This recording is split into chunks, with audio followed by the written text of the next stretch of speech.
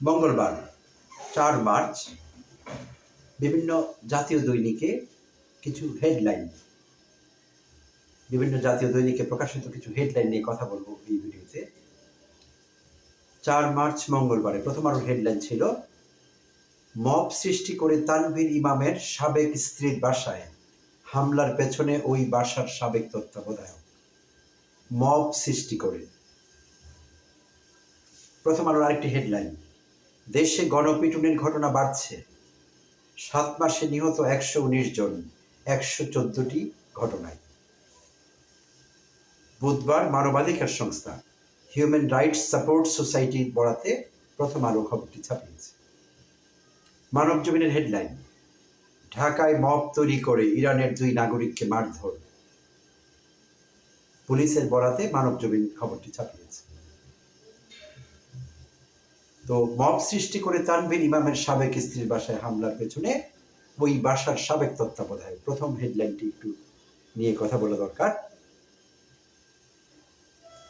4 March মঙ্গলবার মধ্যরাতে গুলশান 2-এর 81 নম্বর রোডের একটি বাড়িতে একদল উচ্ছৃঙ্খল লোক, যাকে আমরা ইংরেজিতে মব বলি, সেই বাড়ির দরজা ভেঙে ঢুকে পড়ে একটি মব বা উচ্ছৃঙ্খল জনতা। তো সেই বাড়িটিতে থাকতেন পলাতক শেখ হাসিনার সাবেক রাজনৈতিক উপদেষ্টা এইচ.টি. ইমামের ছেলে তানভীর ইমামের সাবেক স্ত্রী। গল্পটি একটু বেশ লম্বা, সাবজেক্ট খুঁজে পেতে আমাদের একটু দেরি হচ্ছে। এইচ.টি. ইমামের ছেলে তানভীর ইমামের সাবেক স্ত্রী থাকতেন সেই বাড়িতে, গুলশান 2-এর 81 নম্বর রোডের সেই বাড়িটি। আর মঙ্গলবার মধ্যরাতে একটি মব ঢুকে পড়ে দরজা ভেঙে সেই বাড়িতে। আর ঢুকবার আগে প্রচার চালায় এলাকায়, গুলশান 2 সেই 81 নম্বর বাড়ির আশেপাশে তারা প্রচার চালায় যে এই বাড়িতে এইচ.টি. ইমামের রাখা বা তানভীর ইমামের রাখা কয়েকশো কোটি ক্যাশ টাকা আছে, সেই টাকা পাওয়া যাবে। তো সেই টাকা পাওয়ার উৎসাহে উৎসাহিত হয়ে এই মবে বেশ কিছু লোক যুক্ত হয় এবং তারা সেই বাড়িতে আক্রমণ করে। এবং পত্রিকান্তরে প্রকাশিত খবর থেকে জানা যায় যে সেখানে তারা লুটপাট করে, ভাঙচুর করে। পরবর্তীতে জাতীয় জরুরি সেবা 999-এ কল পেয়ে গুলশান থানার পুলিশ এবং ওখানকার পুলিশের ডেপুটি কমিশনার ওখানে গিয়ে পরিস্থিতি নিয়ন্ত্রণে আনেন এবং সেখান থেকে সম্ভবত 2-3 জনকে গ্রেপ্তার করা হয়। আর সেই গ্রেপ্তারকৃতদের মধ্যে একজন ছিলেন সেই বাড়ির সাবেক তত্ত্বাবধায়ক শরীফ আহমেদ বা শরীফুল আহমেদ, এরকম একজন। তো এই ছিল গুলশানের বাড়ির সেই ঘটনাটি।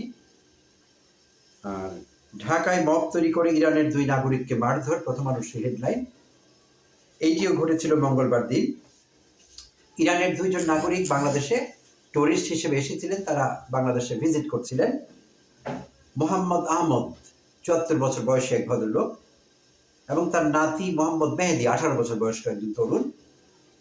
তারা বসুন্ধরা আবাসিক এলাকায় একটি মানি এক্সচেঞ্জে গিয়েছিলেন ফরেন কারেন্সি কনভার্ট করতে, বিদেশি টাকা ভাঙিয়ে আমাদের স্থানীয় বাংলা টাকায় কনভার্ট করার জন্য। তো সেখানে মানি এক্সচেঞ্জের লোকদের সঙ্গে তাদের কথা কাটাকাটি হয় কোনো কারণে, হয়তো এক্সচেঞ্জ রেট নিয়ে মিল ছিল না, ঝামেলা হচ্ছিল। তো তারা সেই মানি এক্সচেঞ্জের লোকেরা প্রচার করে দেন যে এই 2 জন লোক ছিনতাইকারী। বাস আর দেরি হয়নি, লোকজন জড়ো হয়ে গিয়েছে এবং তাদের উপর হামলা করেছে এবং তারা 2 জনই আহত হয়েছেন, হসপিটালাইজডও হতে হয়েছে, তাদেরকে হসপিটালে জায়গা হয়েছে অবশেষে তাদের। আর এই মবক্রেসি বা মবতন্ত্র বা উচ্ছৃঙ্খল জনতার এই যে হামলা, যেখানে সেখানে হঠাৎ করে হামলা, আইন নিজের হাতে তুলে নিয়ে, এর নিকৃষ্টতম উদাহরণটি এই দেশে ঘটেছিল কয়েক বছর আগে ঢাকার বাড্ডা এলাকায়। আমাদের অনেকেরই মনে থাকবার কথা।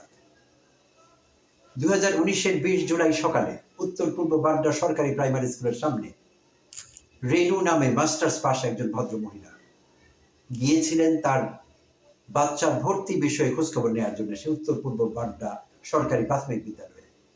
আর সেখানকার উপস্থিত লোকজন তাকে ছেলে ধরা বলে সন্দেহ করেন এবং মব তৈরি করে তার উপর হামলে পড়েন সবাই।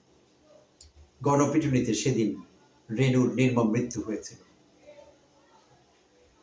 তো সেই সময় একটি গুজব ছড়িয়ে পড়েছিল সেখানে সারা বাংলাদেশে আসলে, যে পদ্মা সেতু, সেই সময় পদ্মা সেতুর কাজ চলছিল খুব জোরে সোরে, যে পদ্মা সেতু দাঁড়াচ্ছিল না নিজের পায়ে, কারণ মানুষের মাথা দরকার।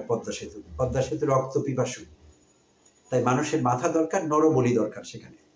তাই বাংলাদেশের বিভিন্ন জায়গা থেকে নাকি শিশুদের অপহরণ করে সেখানে নিয়ে নরবলি দেওয়া হচ্ছিল।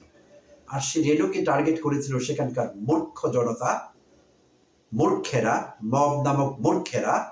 তারা রেণুকে টার্গেট করেছিল। তাদের ধারণা ছিল রেণু প্রাইমারি স্কুলের সামনে জড়ো হয়েছে কোনো বাচ্চাকে কিডন্যাপ করে নিয়ে যাওয়ার জন্য এবং পদ্মা সেতুর ওখানে নরবলি দেওয়ার জন্য। তো তাদের সেই মূর্খতার বলি হয়েছিলেন সেই 30-32 বছর বয়সের সেই রেণু। তো আর আরেকটি খবর যেটি জানলাম আমরা হিউম্যান রাইটস সাপোর্ট সোসাইটির মাধ্যমে, যে গত 7 মাসে 119 জন নিহত হয়েছেন মবের শিকার হয়ে বা মবক্রেসির শিকার হয়ে। তো এইটি একটি ভয়ঙ্কর খবর। হ্যাঁ, গত 7 মাস ধরে দেশে একটি অন্তর্বর্তীকালীন সরকার আছে। বিভিন্ন কারণে সেই সরকার কঠোর হতে পারেনি অপরাধীদের প্রতি, যতটা কঠোর হওয়ার দরকার ছিল ততটা হতে পারেনি।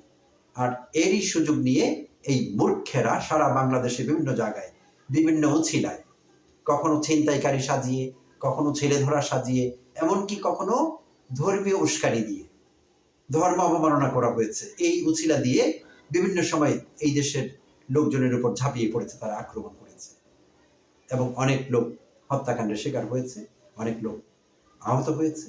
তো এগুলো হয়েই চলছে দেশে, এগুলো বন্ধ হওয়া দরকার। স্বরাষ্ট্র উপদেষ্টা যিনি আছেন, আমি জানি না তাকে বলে কোনো লাভ হবে কিনা, আর আমার এই মেসেজ তার কাছ পর্যন্ত পৌঁছবে কিনা। তবুও বলছি, অনতিবিলম্বে আপনারা ঘোষণা করুন মবক্রেসি বন্ধে। যে মবে যারা অংশগ্রহণ করবে, উচ্ছৃঙ্খল জনতার অংশ হয়ে কারো উপর হামলা করবে, যে কোনো কারণেই হোক, যে কোনো উছিলাই হোক, এমনকি পলাতক হাসিনাকে সামনে পেলেও, হাসিনার স্বরাষ্ট্র গুন্ডা কামালকে সামনে পেলেও, ডিবি পান্ডা হারুনকে সামনে পেলেও মবক্রেসি তাদের উপর অ্যাপ্লাই করা যাবে না। আইন নিজের হাতে তুলে নিয়ে তাদেরকে গণপিটুনি দেওয়া যাবে না, তাদেরকে আইনের আশ্রয় তুলে দিতে হবে। তাহলে স্বরাষ্ট্র উপদেষ্টাকে এবং সংশ্লিষ্ট বিভাগকে, পুলিশকে, প্রশাসনকে এটি নিশ্চিত করতে হবে যে মানুষ আর এই মব সৃষ্টি করে কারো উপর আক্রমণের সাহস না পায়, এবং অনতিবিলম্বে ঘোষণা করতে হবে বিভিন্ন মাধ্যমে মানুষের কান পর্যন্ত এই খবর পৌঁছে দেবার জন্য, যে যারা মবের মেম্বার হবে যে কোনো জায়গায়, যে কোনো উছিলায়, এবং সেই মবের অ্যাক্টিভিটিসের কারণে যদি কোনো লোকের মৃত্যু হয়, তাহলে প্রত্যেকের বিরুদ্ধে ধারা 302 লাগবে। হত্যা করেছে তারা, এটাই ধরে নেওয়া হবে তারা হত্যাকারী। আর যদি তারা আহত করে কাউকে গণপিটুনি দিয়ে, তাহলে এই মবে অংশগ্রহণকারী প্রত্যেকটি ব্যক্তি অ্যাটেম্পট টু মার্ডার চার্জ লাগবে তাদের বিরুদ্ধে। প্রত্যেকটি ব্যক্তি সে অপরাধী হবেন। এই মেসেজটি বিভিন্ন মাধ্যমে সরকারের তরফ থেকে ছড়িয়ে দেওয়া দরকার সারা দেশে, যাতে মবক্রেসি আর সক্রিয় হয়ে উঠতে না পারে। এইটি সময়ের দাবি। ধন্যবাদ সবাইকে, ভালো থাকবেন।